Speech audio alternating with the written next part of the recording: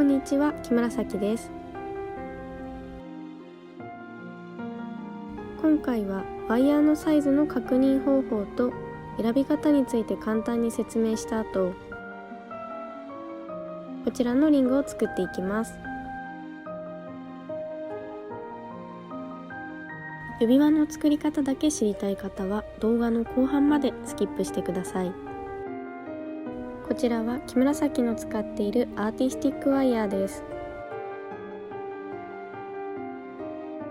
太さや色の種類がいくつかあるので、どうやって決めているかを説明します。ワイヤーのサイズの確認方法について説明します。ワイヤーの太さは数字で表します。こちらはシャープ26のサイズです。その下に書いてある数字が長さになります。ミリメートルの横に書いてあるのがワイヤーの直径です。シャープ26は約 0.4 ミリの直径です。では、アーティスティックワイヤーを選ぶときの個人的に重要だと思うポイントを説明します。ワイヤーアクセサリーを作るときはデザインを決める上で大切な軸が2つあります。ワイヤーの色と太さです。まずワイヤーの色ですが、作品のデザインを決める上でとても重要です。お洋服の色やネイルの色など使う時をイメージして選ぶと良いと思うのですが、迷ったら最初はゴールドをおすすめしています。次に太さです。太さが重要な理由は3つあります。一番最初が曲げやすさ。自分に曲げやすい太さのものを選ぶことが大切です。2番目に強度が大切です。作品の丈夫さにも関わります。3番目に穴の大きさに合ったワイヤーを選ぶということで、穴っていうのは合わせるビーズだったり金具の穴のサイズのことなんですけれども、使いたいビーズや天然石の穴に通るワイヤーを選ぶことが大切です。このパーツの穴の大きさと合っていることがとても大切で、せっかく可愛いビーズを見つけてもワイヤーがパーツの穴に通らないとパーツが使えず悲しいので注意が必要です。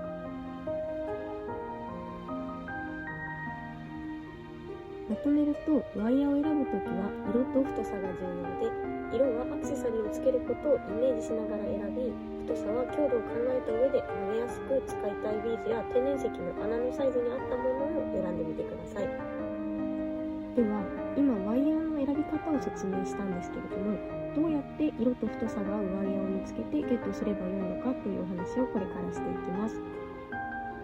木村咲の経験上なんですけれども、通販やお店で入手しやすいアーティスティックワイヤーの太さは直径約1ミリ、シャープ18くらいの太さですね。こちらなんですけれども、これぐらいの太さのものから 0.26 ミリ、直径 0.26 ミリのシャープ30くらいの太さのものが多いです。ちょっとこちら映像にも映ってないんですけれども、シャープ28の太さがあるので、これよりもさらに細い太さっていうイメージになりますね。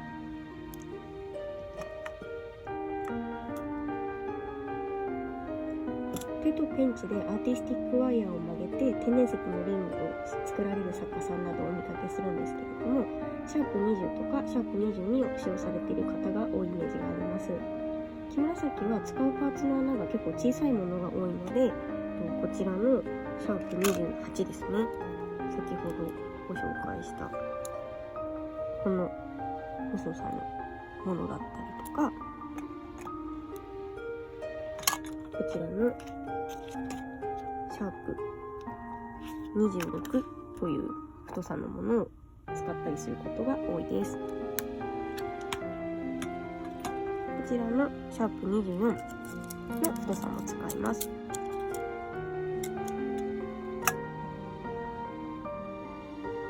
こちらのアーティスティックワイヤーはよくどこで売っていますかという質問をもらうんですけれども、お店だとキワ製作所さんや岡田屋さんなどで売っています。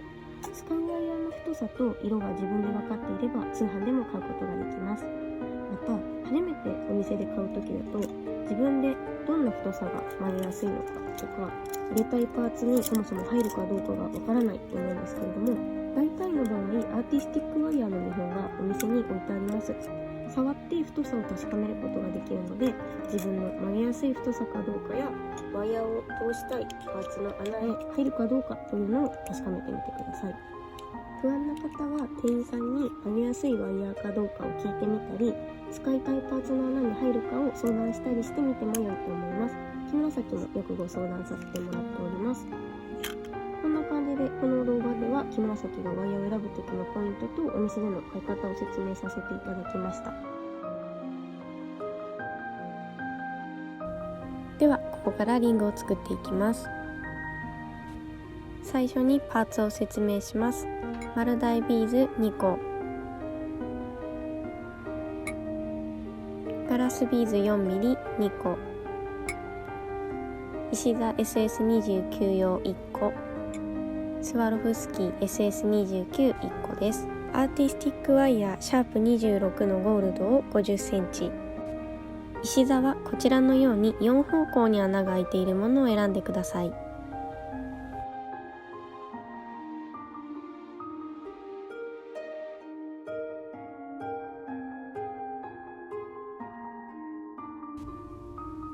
では作っていきます。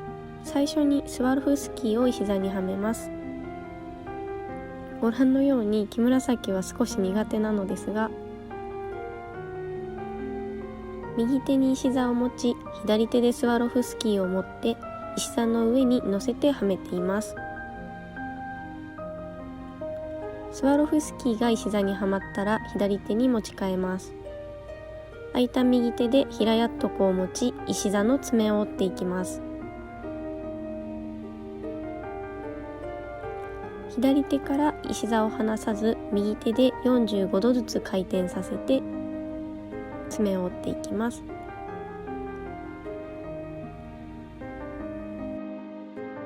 スワロフスキーが石座に設置できました。アーティスティックワイヤーシャープ26を50センチ用意します。パーツを並べたい順番に横一列に並べます。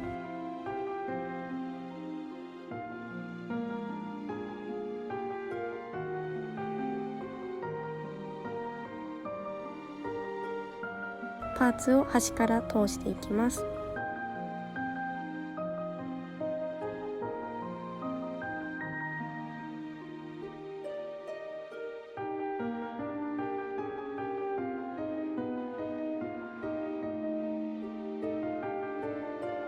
パーツをすべて通したらワイヤーの真ん中へパーツを寄せます。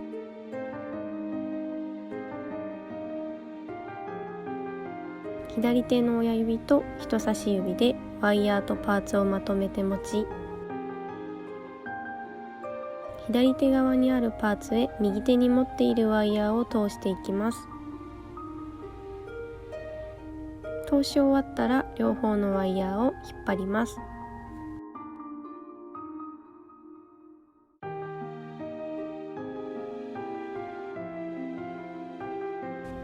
右側と左側のワイヤーをそれぞれ引っ張ります。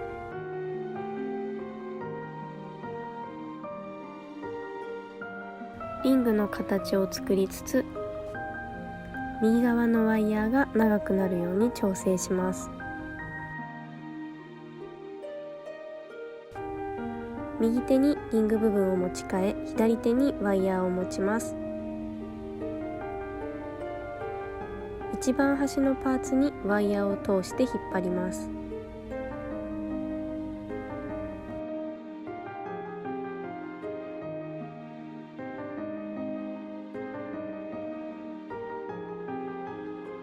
反対側のワイヤーも一番端のパーツに通します。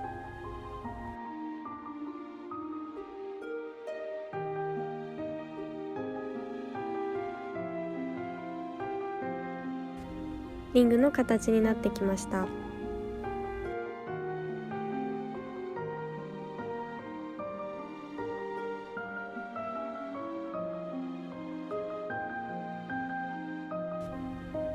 こからサイズを調整していきます。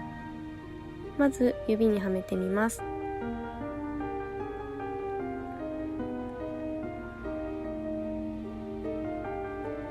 サイズがちょうど良ければワイヤーが長い方の根元のパーツを左手で押さえて根元のパーツと一つ内側のパーツの間を下から上へワイヤーで2周巻きます。この時他のパーツは固定されていないので動いてしまっても大丈夫です。2周巻けたらパーツの外側、画面矢印の部分にも2周巻きます。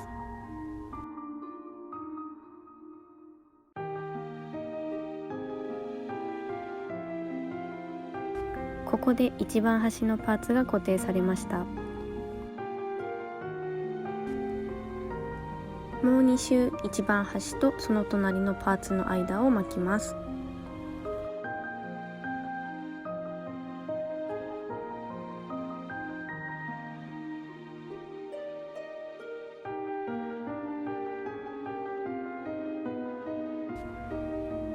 端から2番目のパーツとスワロフスキーの間を2回巻きます。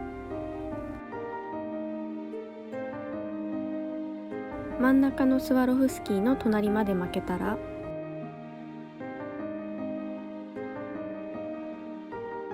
同じようにパーツとパーツの間を2周ずつ巻いていきます。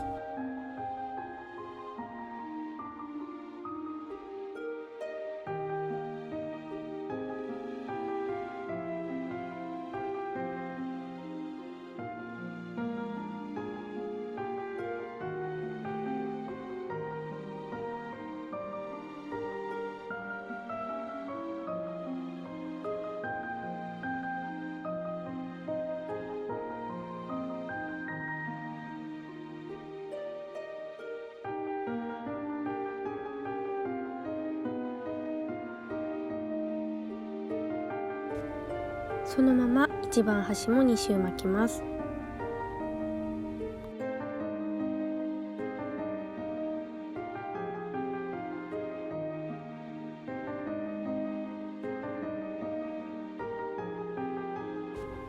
端まで巻けたらニッパーでワイヤーを根元でカットします。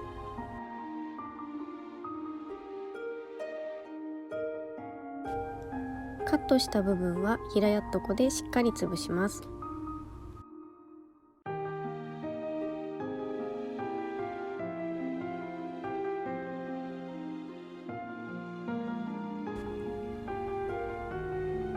残ったワイヤーを根元のパーツとパーツの間に2周巻きます。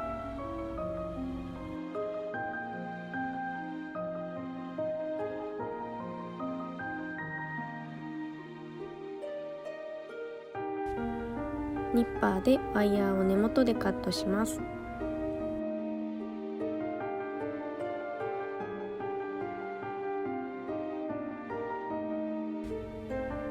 平やっとこでカットした部分を潰します。平やっとこでカットした部分を潰します。真ん中のスワロフスキーが不安定なのが気になるので、余ったワイヤー約15センチを使って固定していきます。右手でリングとワイヤーを押さえ、左手でワイヤーを上側からリングの輪の中へ通して巻きます。右手側のワイヤーは下からスワロフスキーとパーツの間に巻きます。両方のワイヤーを真ん中のスワロフスキーが固定されるくらいまで巻きます。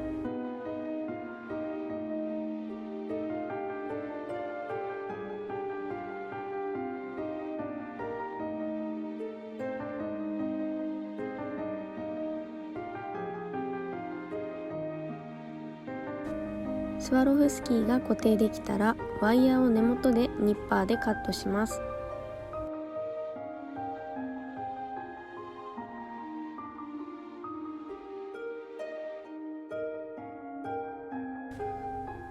パーツとパーツの間がワイヤーを巻いて狭くなったので、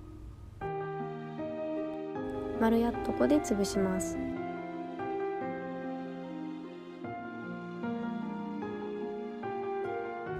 完成しました。